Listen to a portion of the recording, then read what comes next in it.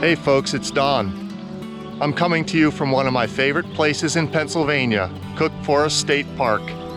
And if it's not obvious why on this sign back here, you'll soon see. I remember coming here since I was a kid.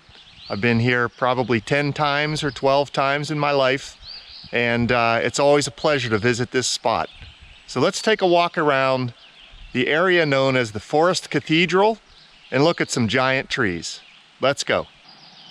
I came here for the first time when I was about 7 or 8 years old. I grew up about 2 hours south of this location, in the woods, but in second growth forest. So the trees that I saw were relatively small compared to what we're going to see today. And so when I first came here, I was just blown away by the giant trees and the dark, mysterious forest that we're going to walk through. And so I remember this very view right here. This is near the start of the trails, near the Log Cabin Inn. It's a little environmental learning center, forest museum type thing. Talks a lot about the logging history of this area. And so we'll take a jaunt through there quickly. And but again, the whole point about this area was that Cook, who Cook Forest is named after, was a logger, a lumberman, and you had the foresight to preserve several hundred acres of old growth forest with lots of white pines, hemlocks, and other large hardwoods from logging, while everything around it was logged. Okay, so there were a lot of the lumbermen and loggers that basically exploited this area to the max, floated logs down the Clarion River to the Allegheny River, but there were lots of mills and that sort of thing all around this area. The center of, the economy of this area was logging. But Cook had the foresight to set aside a certain amount of old growth forest here that we'll take a walk through and protect it. And it's now part of the state forest and state park system of Pennsylvania. All right, so let's take a look through this museum, and I'll be with you in just a second. All right, so we've entered the Log Cabin Inn, Environmental Learning Center. We'll take a quick look around what you can find here. I think this is a center of some of the activities that they will hold here. But there are some interesting displays of, the wildlife, the plant life you might see here in Cook Forest. We are in an area that would have black bears and of course porcupines, plenty of raptors. Here's these old ancient displays. There's a little black bear cub in that case. Well, you can see that. So this is just, this building was built in 1934. Okay, sandstone construction for the foundation, and these are probably pine logs, I would guess. Great horned owl. I remember some of these very exhibits. You can see they're a little long in the tooth. There's a bobcat, okay, white-tailed deer and so forth. Here's an interesting thing about bobcats, telling you how old this display is. It talks about how it's Pennsylvania's only wildcat, and this is true for Ohio as well. Here it says, once quite common in the state, its population has declined since the 1920s. I'd say in the last 20 to 30 years, bobcat populations have risen substantially. So that's a piece of good news about wildlife in Pennsylvania, places like Pennsylvania and Ohio. Okay, and here's snowshoe hares, which I've never seen in the wild in Pennsylvania, but they do exist in northern Pennsylvania. A variety of tree cookies, okay, allowing you to age trees. We're going to be looking at trees today in the order of 300 and 400 years old. All right, so whenever you might get surprised by those ages, if you look very carefully at the rings of these kinds of trees that grow in dense conditions with lots of competition and low light, these rings are exceptionally small in diameter. Okay, so you can fit a couple hundred rings in a foot very easily. Okay, here's one. Let's see. Probably started growing in around 1700. I don't know when this was harvested, but it looks like it was harvested probably in the 40s. Okay, started growing in about maybe 1750 and was harvested in about 1940. Okay. Yeah, just a little bit more about Cook Forest State Park, various activities you can do here. And that's it, all right? So there's a little bit about the logging history, information about the logging camps. I'll just show you some pictures and be on my way.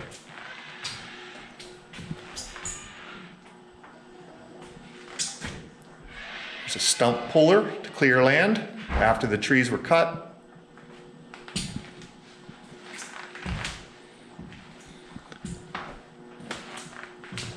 Okay, and let's go.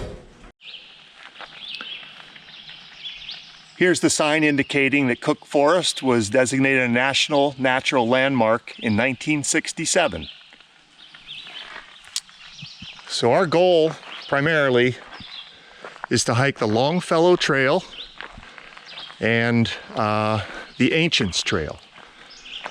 And this site is renowned for holding what was formerly the tallest tree in the northeastern US, at least the tallest white pine, and that was the Longfellow pine. It reached heights of about 183 feet approximately at its peak, and white pines can push 200 feet at the max. And so unfortunately, I think in 2018 the Longfellow pine fell down. It got blown down. So we'll see if we can still see remnants of the Longfellow pine on the ground, but we'll also look at, you know, other giant trees as well. Here's a neat little fountain. It had basically a little memorial to the forest built around it. Okay, this was built in 1950 by what they called the Cook Forest Association. Okay, that's who originally started to protect this area back in the 1920s. So this protection for this forest started about 100 years ago.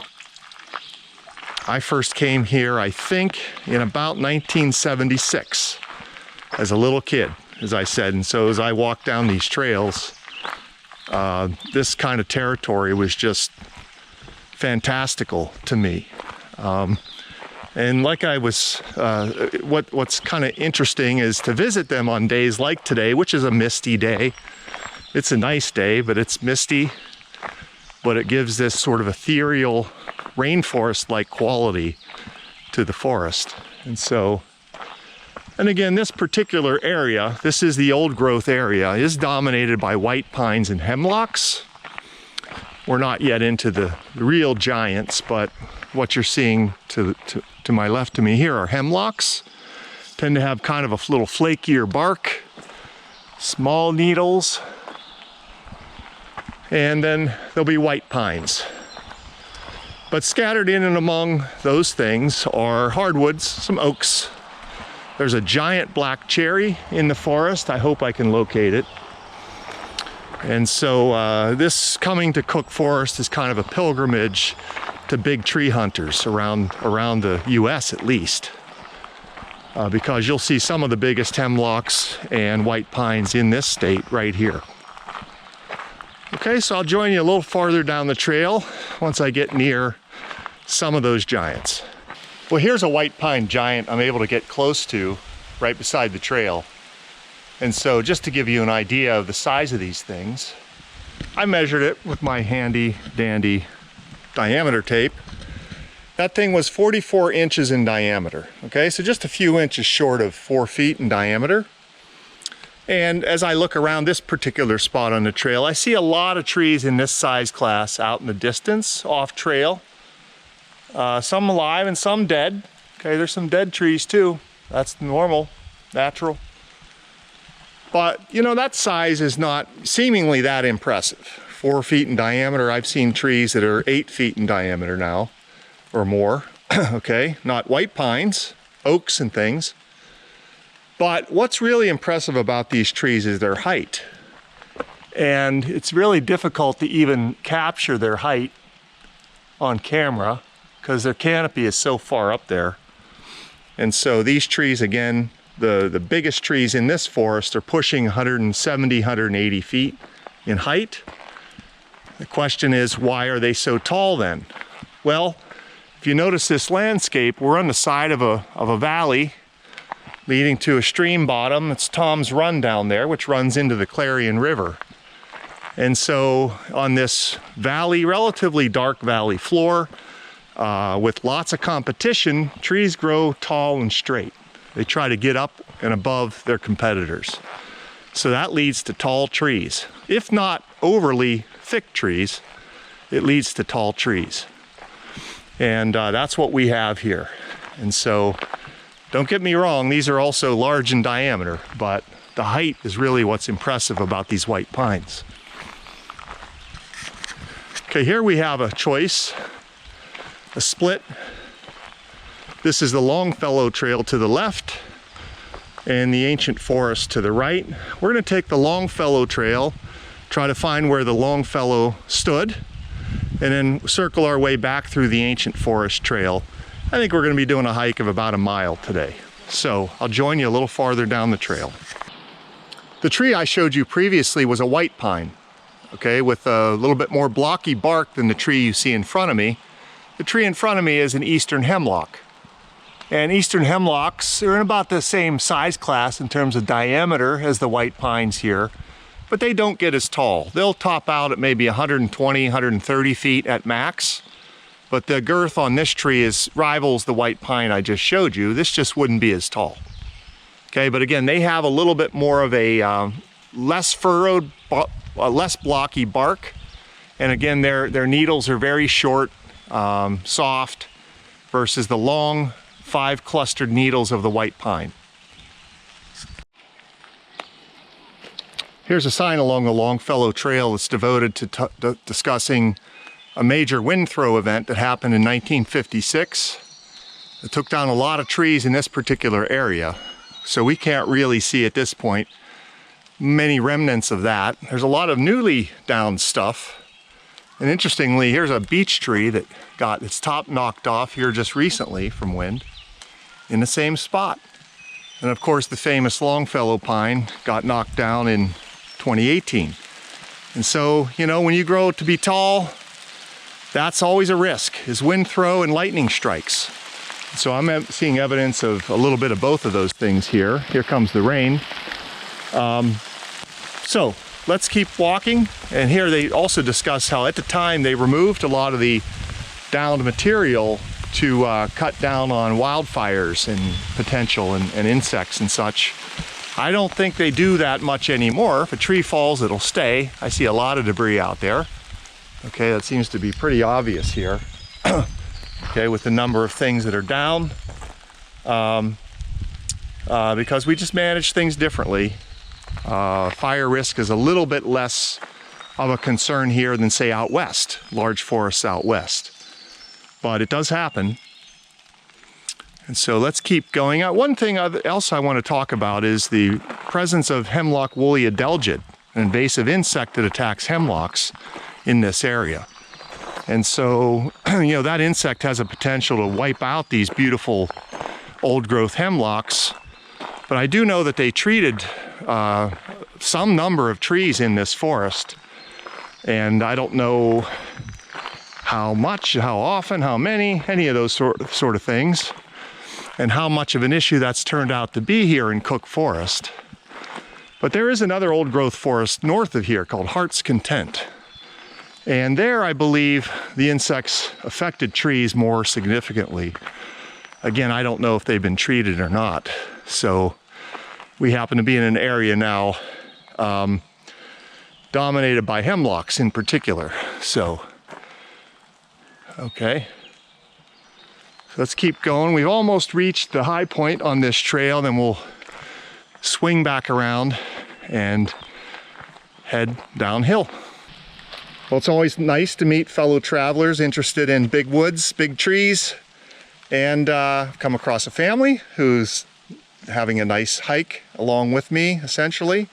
Why don't you tell me your name and where you're from and what your impressions of this place is so far? Sure. We're the Ostrowski family. We drove up from Tennessee, but I grew up 15 minutes from here, and I had never been to the Cathedral Forest. Is that what it's called? Yeah, Forest Cathedral. Forest Cathedral up here. And so we wanted to see the really tall trees up here, and they're, for the first time I'm seeing these. So. She did. Yeah. Oh. Yeah. So we enjoyed our hike up here. It wasn't so bad for a family of 6, and we have a 6-year-old that did that hike. It was about a mile to get up here, and it was really uphill, but not too difficult. So we're just going to enjoy the downhill hike. Okay, of course, yeah. That's the easy part, right? Well, Yeah. What's your impression of the big trees? Have you ever seen anything like this before? Yeah? Where? Pictures. In pictures. Okay, exactly. Yeah. Well, if you go out in California, you can see trees a lot bigger than this, but these are the biggest you're going to see in the eastern U.S. Right. I've never essentially. seen one that tall. It's Yeah. really neat to look up that high. Yeah. This trail once held the tallest tree in the eastern U.S. It was a white pine called the Longfellow tree, Okay. and it's fell down about 5 years ago. Got blown over. So it should be still noticeable somewhere along this trail. And there should be a sign. I'm not sure. I haven't been here for a while, but that's my goal, is to see where that stood. But it's probably taller than these that you see here. Maybe we could go on a little treasure hunt, see if we can find that Yep. Longfellow tree. Onward. Onward. Excellent. Thank you. Thank you. Have fun. Okay, here's a shot of a wide open white pine that can really give you the perspective on its size. There's my guys at the base there, and its height in particular. All right, so now that one, since it's so much in the open, is a little bit at risk of getting hit by lightning and wind throw, but standing tall for now. I'm really in a beautiful section of giants here, and it's a little bit more wide open, so you can really get a perspective on their height, as I just showed you. And then the birds are singing quite nicely, and one of my favorite birds is singing in the background. I don't know if we'll catch it, but it's a wood thrush. One of my favorite birds. But yeah, here's some exceptional white pines where you can really see their height. Just all over the place here. And that's why they call this the Forest Cathedral. This is the kind of cathedral I prefer to visit. This is a part where I'm starting to get overwhelmed by all these trees, but here's one even in death is just impressive. Here's a giant white pine that's dead, still standing, and it just goes up and up and up. In some sense, you can see it even better because it has no foliage on it, which is unfortunate. But yeah, it is interesting how a lot of these big ones pretty much top out at that 4 feet diameter size class in girth. But their heights vary quite a bit depending on where they're growing, whether it's more open or with more competition. So it's kind of maybe counterintuitive, but the more light a tree has, the less it prioritizes growing in height, because it has enough light, it's capturing light, and the less light it has, the taller it will grow. Here's a big one that just got knocked, I don't know when, but very recently. Okay, there's one that just is soon to become one for the ages. So now the key is, will these things get replaced in time? And once the canopy opens up, regeneration does occur. Obviously it's altered by the presence of deer, things like that. But I do see patches of openings where there are young hemlocks and some young white pines. But geez, it'll be 300 years before they get to be the size of these giants. So hopefully we're still around at that time.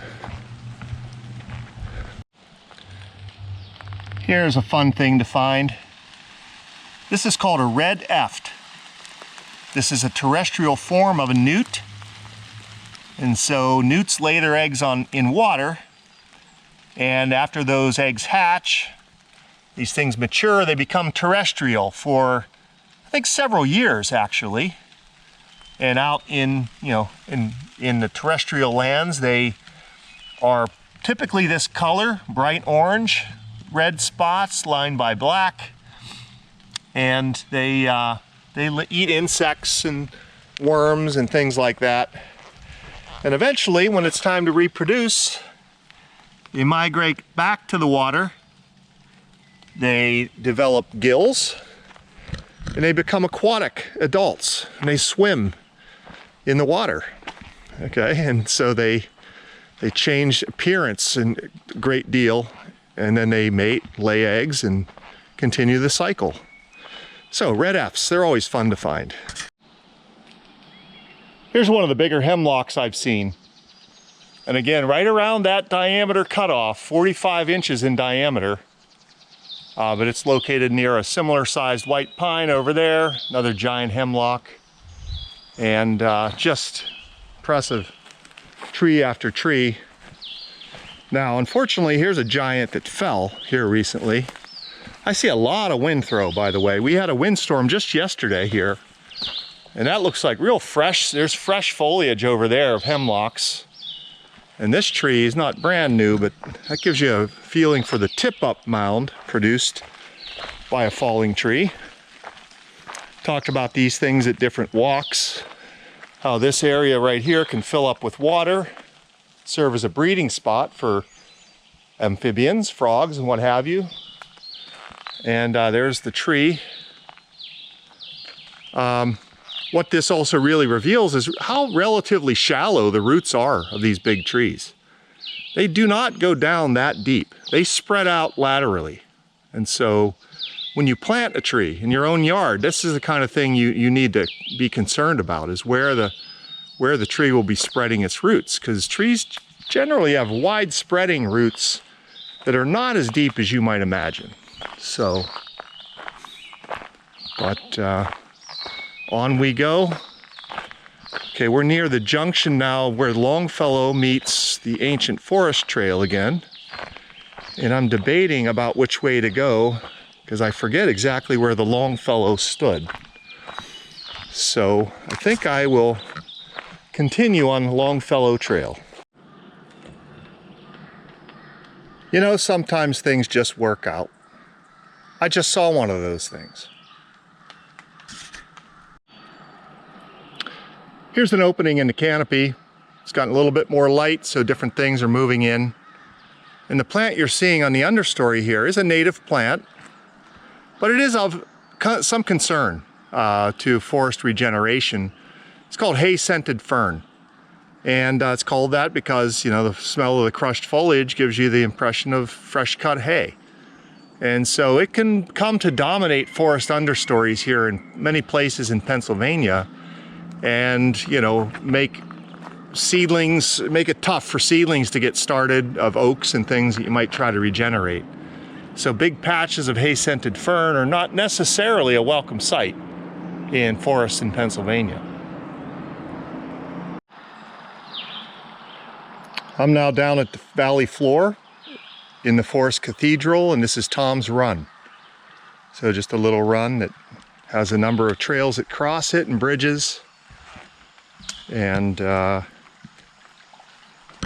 undoubtedly some fish in there. I'm not going to get up close to that today, but and again, this run would enter the Clarion River just half a mile below where I am or so.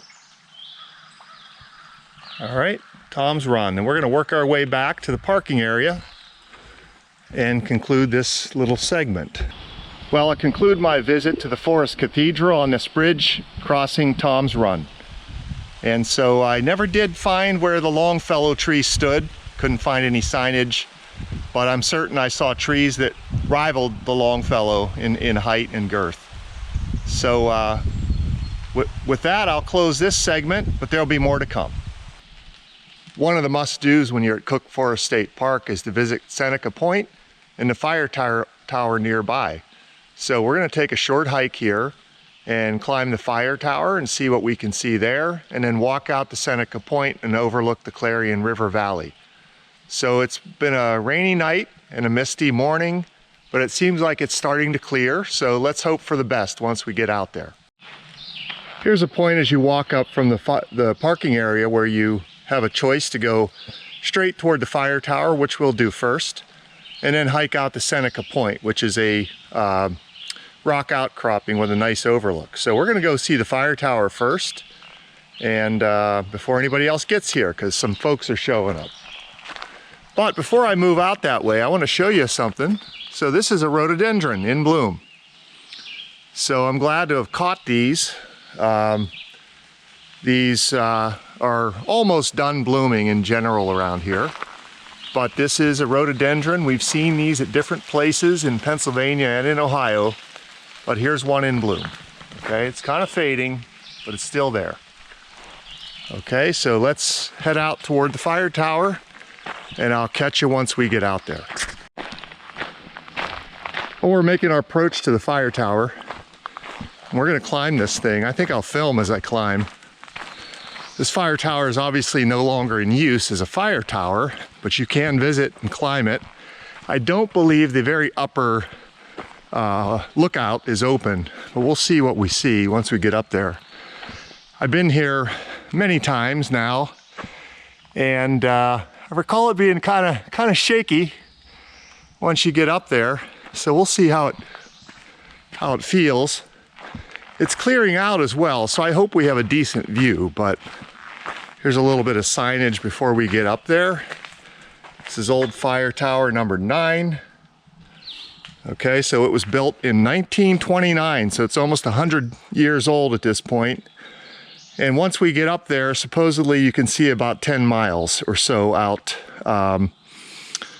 in the distance. Okay, so, and although it was served as a fire tower, the signage discusses how it was pretty quickly became kind of a tourist attraction in this area, because this area pretty soon after the Cook Forest was established and the recognized as a very important old growth forest, people started to come here more in a tourist capacity rather than just exploiting the land through logging and so forth.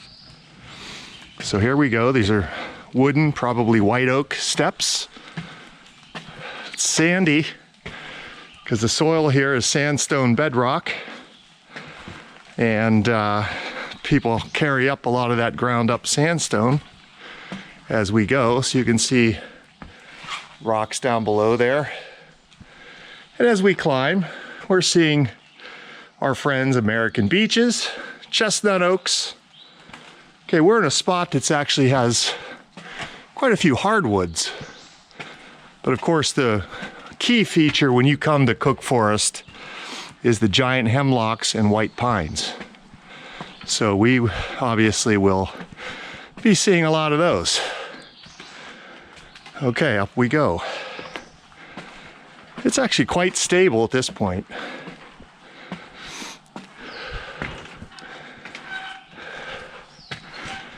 Getting higher.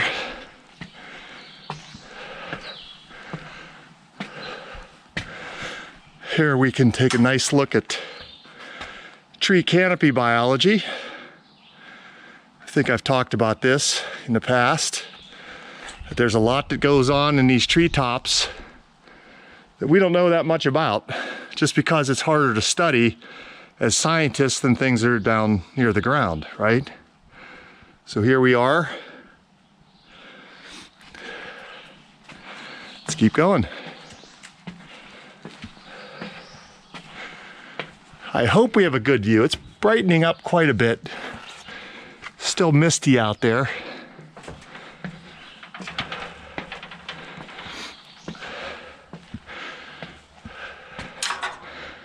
Okay, next stage, you can start to see the Clarion River Valley is just down below us there. So you can start to see the ridges appearing.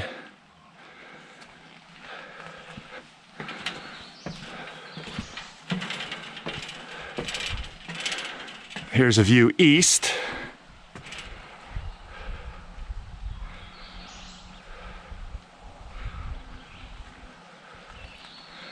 not bad, not bad at all.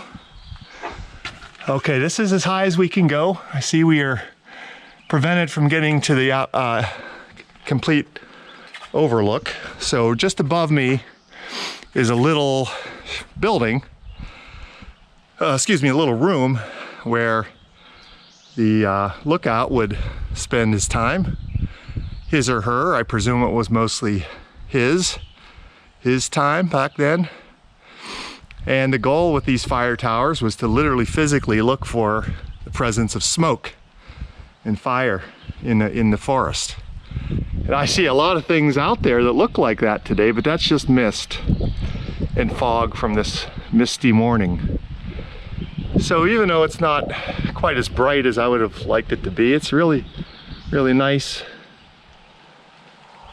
All right.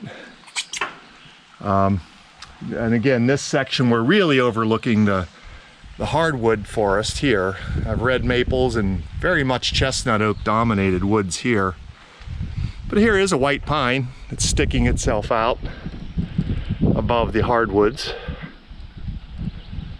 Okay, so imagine this forest being at one point, other than what's been preserved as Cook Forest State Park, being completely cut over at some point.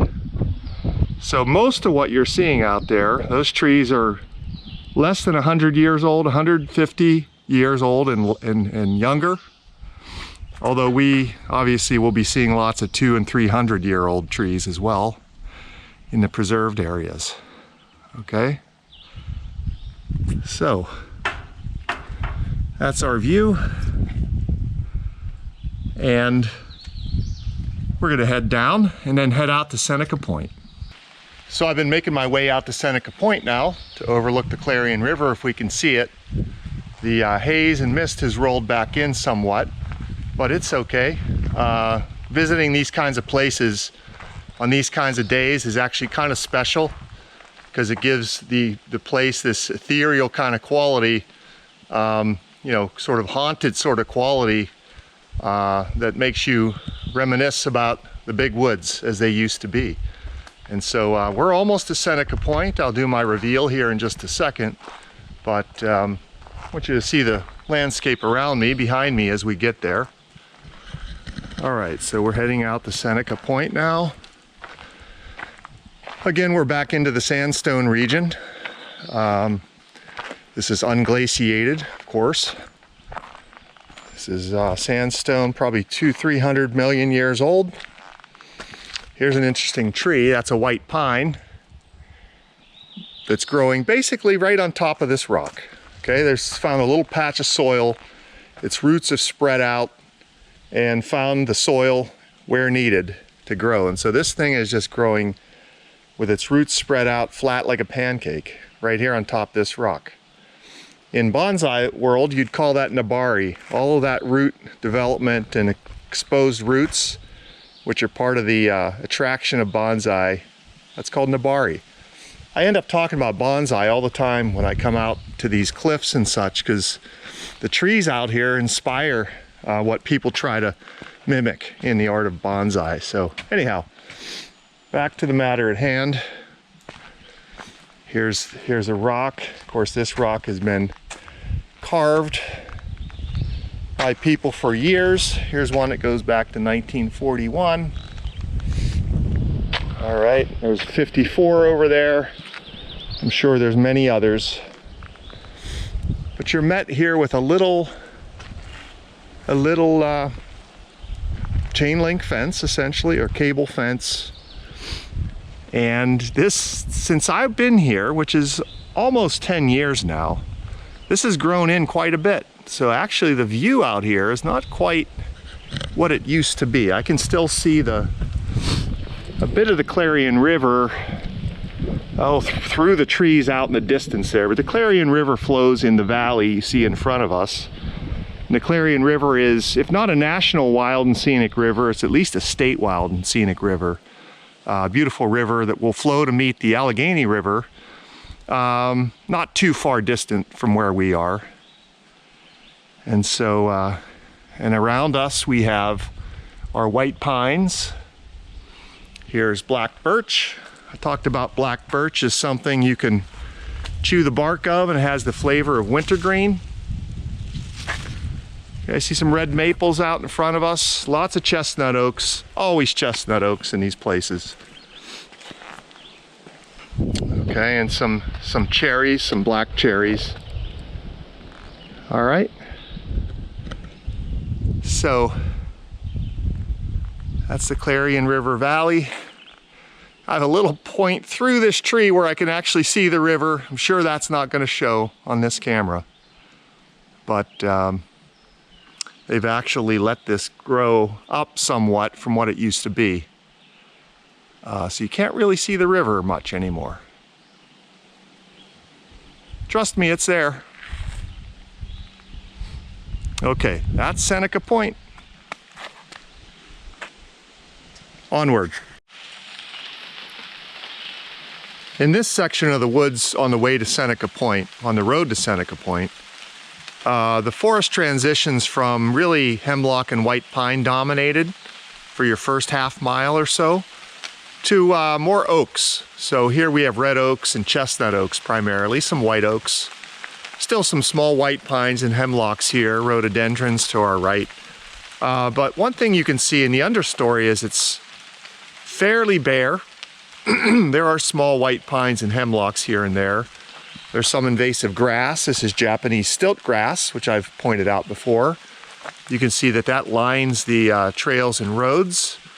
It likes forest understories with a little bit of light, like along roads and trails is where it tends to grow best.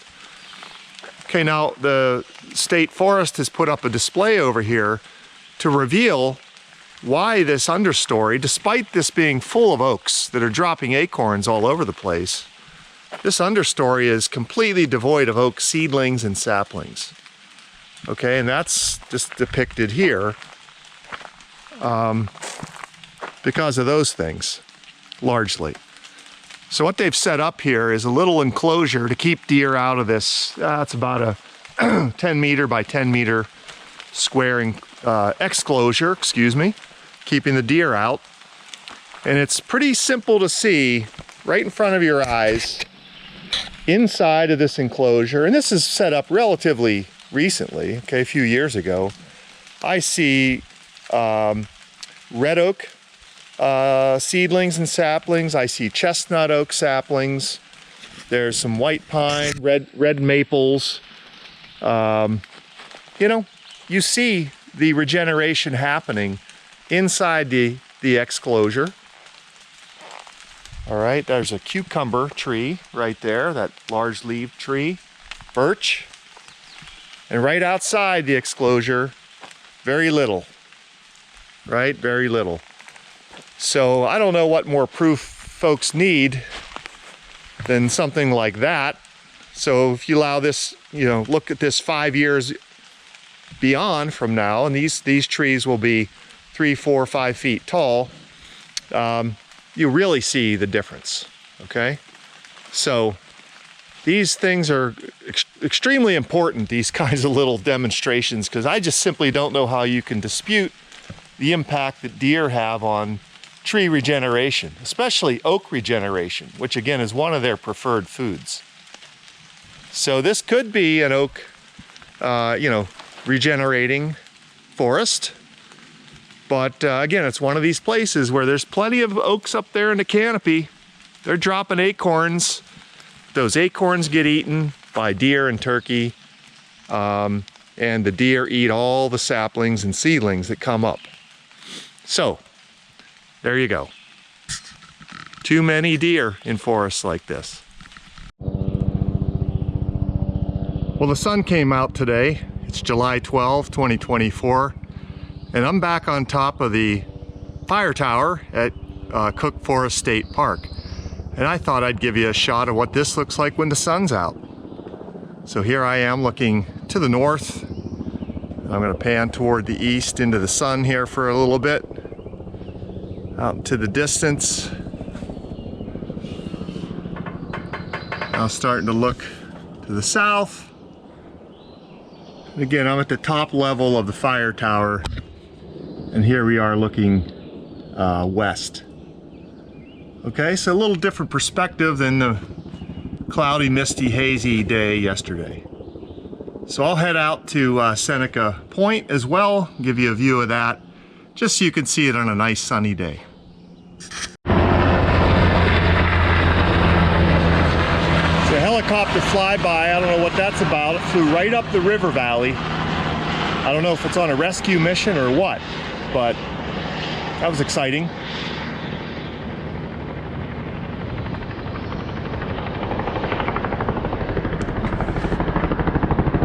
I see it's turning, I think, to land right down near the river, the Clarion River. Well, I'll try to find out what that's all about. And now on July 12th, I'm back to Seneca Point to see if our overlook's a little bit better today, starting with this tree with a nice nabari, which is a term we should all know at this point. So let's walk out here and see how things look today. It's about 9:30 in the morning. Couldn't resist coming back out here because the sun came out. That's a much clearer view, that's for sure.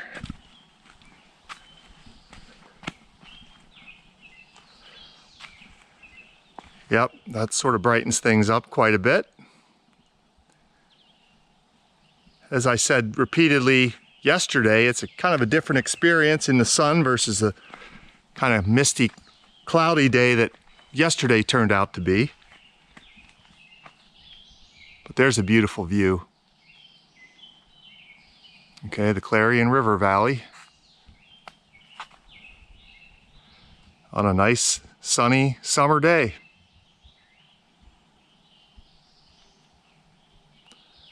Okay, bonus footage. This is just some drive-by footage on the road out to Seneca Point and on the way back.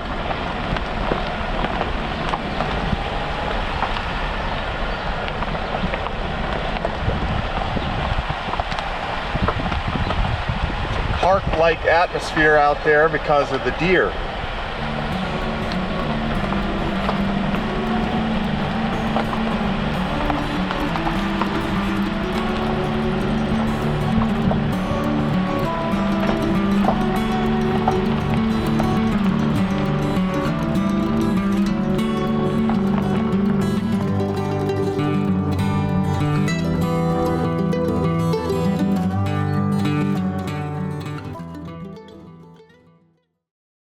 As a little bonus in this episode, I've dropped down to Clear Creek State Park near Siegel, Pennsylvania, and I'm going to take a short hike to see Beartown Rocks. So let's take a little walk here and see what that's all about.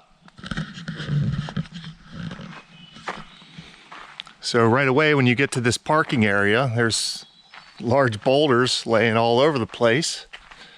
320 million year old sandstones with a trail lined by mountain laurel. Okay, quite common in the higher elevations where it's a little drier. So yep, lots of big blocks of sandstone that you can kind of weave your way around. And then there's an overlook here, I believe, that we can crawl up to and see what we can see. Again, it's a really nice day. Sun came out today, although it's overcast at the moment. But it's not too busy. It's still early on a Friday morning. I'd assume that this weekend will pick up substantially in terms of visitors.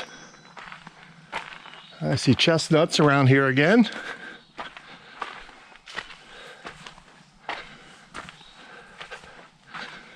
I see you can sort of circle around these boulders and climb around a little bit. Let's see, the overlook is observation platforms up there. I see there are trails that sort of weave all around. Some really cool lichens and moss and ferns and things on these rocks. So let's get up on top of the overlook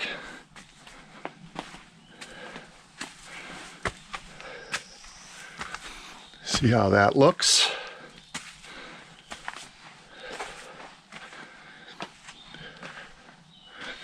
Oh yeah. That's quite a view. You'll see in just a second. So here's the view atop Beartown Rocks. I've got to say, you can see a lot farther from Beartown Rocks than I could from the Seneca Fire Tower over at Cook Forest. I would guess that that's probably more like 20 miles distance to where I can see. 15 to 20.